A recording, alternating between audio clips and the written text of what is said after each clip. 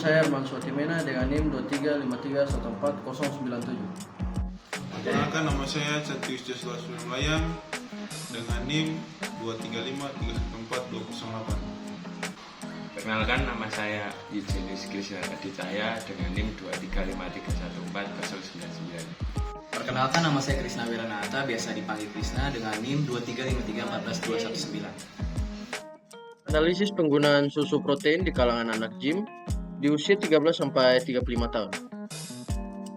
Penggunaan susu protein di kalangan anak gym telah menjadi topik yang menarik perhatian bagi kelompok kami, sehingga kami tertarik untuk menganalisis dan membahas topik ini.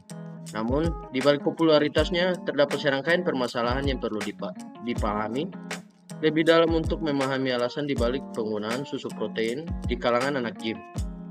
Penggunaan susu protein di kalangan anak gym dapat dikaitkan dengan peningkatan kesadaran akan pentingnya asupan nutrisi yang tepat untuk mendukung pertumbuhan dan perkembangan otot, terutama bagi individu yang aktif berolahraga di pusat kebugaran. Salah satu permasalahan yang menjadi sumber utama adalah adanya kebingungan terkait pilihan produk susu protein yang tepat. Pasar saat ini dibanjiri dengan berbagai merek dan jenis susu protein, mulai dari whey protein, isolate protein, gainer protein, hingga susu kedelai, susu protein nabati seperti sari kedelai. Para anak gym seringkali dibombardir dengan promosi yang menjanjikan hasil yang cepat dan optimal. Namun, kurangnya pemahaman yang mendalam tentang kebutuhan nutrisi individu dan perbedaan efektivitas produk seringkali membuat mereka bingung dalam memilih.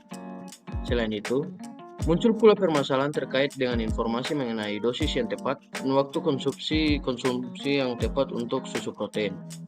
Meskipun banyak sumber informasi yang tersedia, terdapat ketidakjelasan yang cukup besar dalam hal ini. Contoh, misalnya beberapa sumber menyebutkan bahwa konsumsi susu atau sesudah latihan dapat memberikan hasil yang berbeda. Namun, belum ada penelitian yang jelas mengenai hal ini. Gagasan dalam penggiat gym di DMS Fitness, upaya untuk meningkatkan massa otot seringkali merupakan fokus utama. Namun, pola makan yang tepat seringkali terlupakan. Susu protein telah terbukti efektif dalam mendukung pertumbuhan otot dan pemulihan setelah latihan. Namun, minimnya wawasan tentang susu protein ke dalam pola makan anak-anak gym seringkali kurang dipahami atau diabaikan. Gagasan yang pertama, penyuluhan kepada penggiat gym tentang manfaat susu protein dan bagaimana cara mengonsumsi yang benar. Yang kedua, memastikan ketersediaan susu protein di tempat fitness yang sering dikunjungi oleh anak-anak gym. Yang ketiga, membuat komunitas dukungan di mana para penggiat gym dapat saling berbagi pengalaman dan motivasi dalam memperbaiki pola makan mereka. Yang keempat, mengadakan survei dan wawancara untuk memahami masalah atau hambatan yang dihadapi oleh anak-anak gym dalam mengadopsi pola makan yang sehat. Selanjutnya, manfaat yang diharapkan. Yang pertama yaitu pertumbuhan otot yang lebih baik dan pemulihan yang lebih cepat setelah latihan. Lalu yang kedua, meningkatkan kesadaran tentang pentingnya nutrisi dalam mencapai tujuan kebugaran.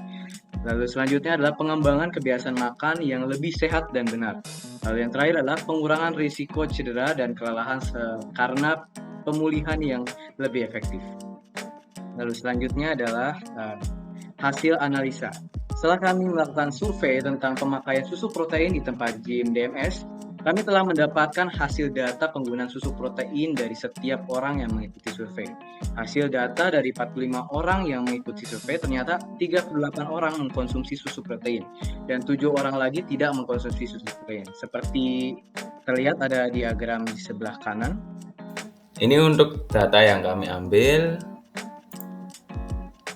Kemudian kami membuat box plotnya juga.